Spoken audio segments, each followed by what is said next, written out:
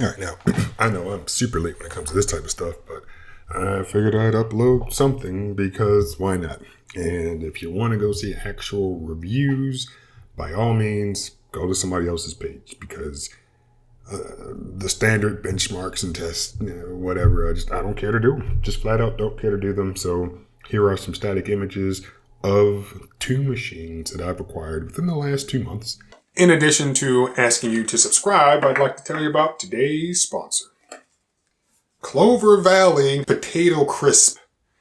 Now, normally I just have one canister of or one item of whatever I'm talking about, but in this situation, I have three, and they're empty because I ate all three of them. Every time I bought one, I said, you know what? I want to talk about these, and I want to show myself eating them. And I would sit there and just eat the entire canister. They are good. Pringles are trash. Just like one of my other videos, I talked about companies not putting enough flavoring on their products. When you have Big Chip, they own the market. So they really start to skimp on the ingredients. Clover Valley, found at Dollar General, is not skimping on the ingredients. These sour cream and onion potato crisps are amazing. Now, I will say, there used to be another brand at Dollar General, I believe, called Good and Plenty or something like that. And that brand, I believe, is Dollar General's attempt of being healthy. I started eating these when they were the Good and Plenty brand, and I was like, there's no way these are healthy. And I'm sure somebody else realized that and said, we need to rebrand those because we might either get sued or we just don't want to be as misleading as we actually are. I have no idea. But I'm glad that they came back because they disappeared from shelves for quite a while. So I'm glad that they're here. And as you can see, in a week, I am happy to say that I've consumed a bunch of them, while equally sad to say that I ate them so fast. So consider some Clover Valley sour cream and onion potato crisp. And before we even scroll down to the specs, one of the reasons that I actually wanted to consider getting these Qualcomm powered laptops is because, yes, my MacBook works perfectly fine. In fact, I'm using it right now to record this video. It's super quiet, it's powerful, screen's great. Even when I decide to use the built-in microphones, they're fine. The webcam's good. Battery life is great. I honestly don't have any real complaints. I mean, if I could just take this exact thing and run Windows on it natively, I think that's what I really want to do.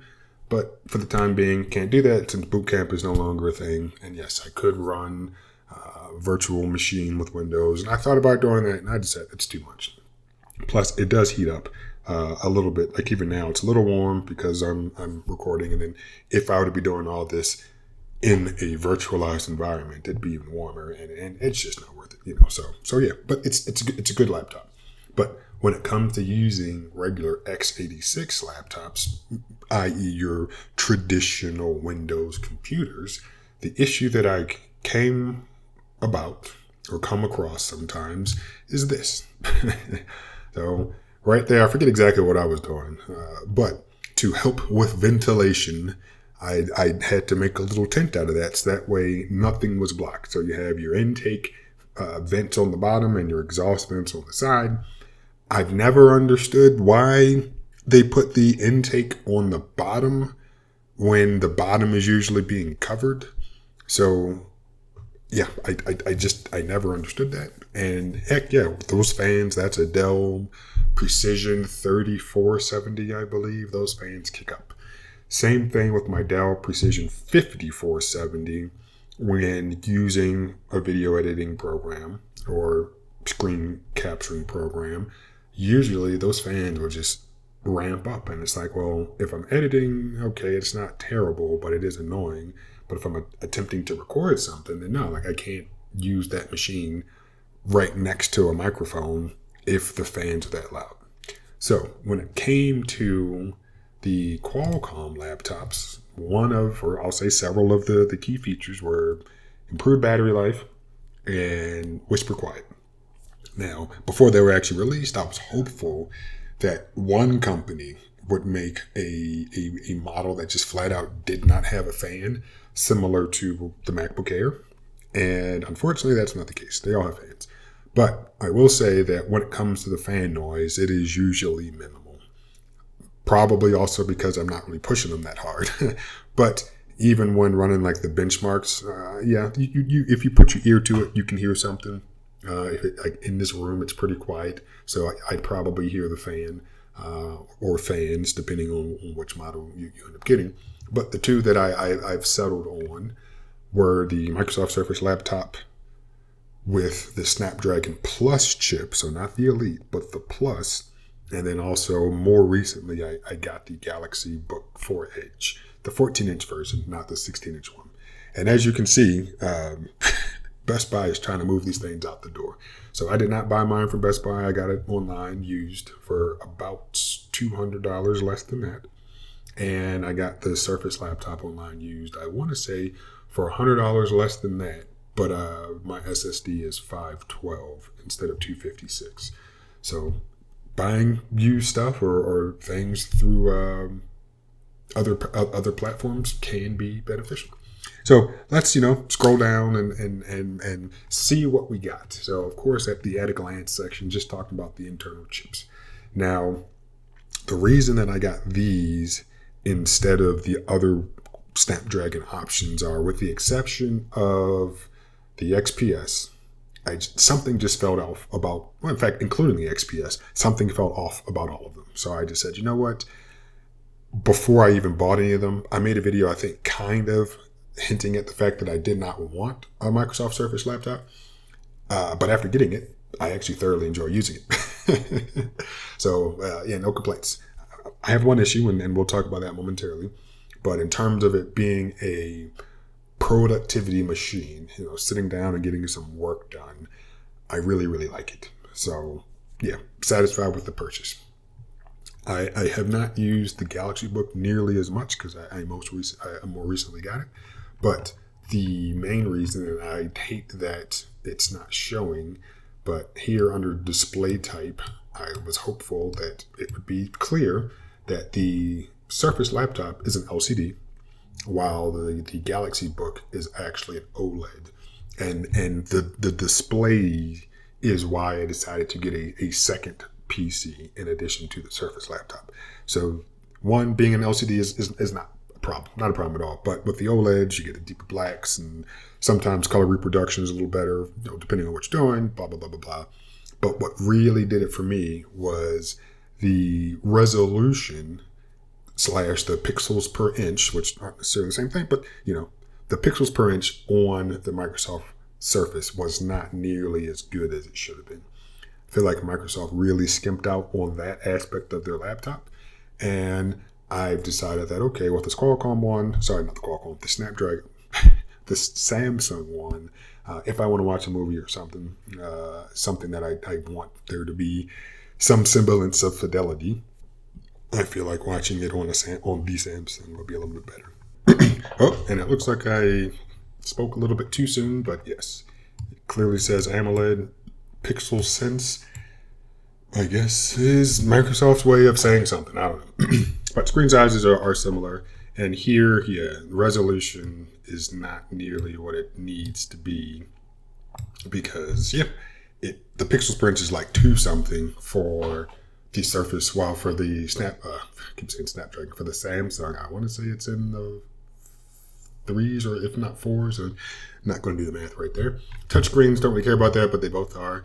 And the higher refresh rate for consuming content is really why I care about it. Static images, reading text, even scrolling websites, I don't really care as much if the refresh rate isn't high, but it's nice that they both are. Brightness, I want to say another YouTuber said that the peak brightness on the OLED was only like 400 nits, but for me, it gets bright enough. As I mentioned, mine is the Plus, while the Samsung is the Elite. And here really was my biggest gripe with the Samsung. But also, I understand it, so I can't be too upset. So when it comes to the storage, for all of them, except for the Samsung, I believe you can actually replace the SSD. If it dies, if you want to upgrade it, you're good to go. However, with the Samsung, it's UFS storage. It's soldered to the board. Essentially, this is a tablet with a dedicated keyboard and trackpad. And at the end of the day, like the more I thought about it, before I even bought the Samsung, and I'm pointing and you can't see it, but I actually have a Galaxy Tab S9, and I was like, you know what I want? I want this, but in laptop form. And essentially, that's what this is. It's a tablet, touchscreen, has a Qualcomm chip in it, relatively good battery life, but it's in the form factor of a laptop now. So I'm really not upset about it. I hope that I don't have any issues with it, because if that storage does die, then there's really not much you can do except for get it either professionally repaired or get rid of it. So I'm hopeful that I don't have any issues. I've had zero issues with the tablet, so I also expect to have minimal, if not no, issues with the actual laptop. So we're good there. Storage capacity for my Surface is also 512, as I mentioned before, so we're good on that. And the other difference, because scroll down, I don't really care about any of this other stuff, but port selection, people will, I guess, complain that laptops are doing away with USB-A. Now, I used to complain about it, and then I realized it's really not that big of a deal. just flat out isn't. So even though I have this mouse right here, and I even have a wireless keyboard right there, they both came with dongles. And on this Mac, on that Samsung, I don't have a place to actually put the USB-A dongle. However, they both can connect via Bluetooth. So problem solved. Also, as I'm sitting here talking, the laptop, this one, and when I sit here with other laptops, I connect them to a dock. And that dock has a plethora of ports. So right now, both of those dongles are actually connected to that, even though technically I think the laptop is using the dongle, but the mouse is using the Bluetooth connection directly to the laptop. So I need to get that straightened out, so that way I can easily change devices without having to worry about whether or not my mouse or keyboard are going to connect to it the way that it should. So that's that.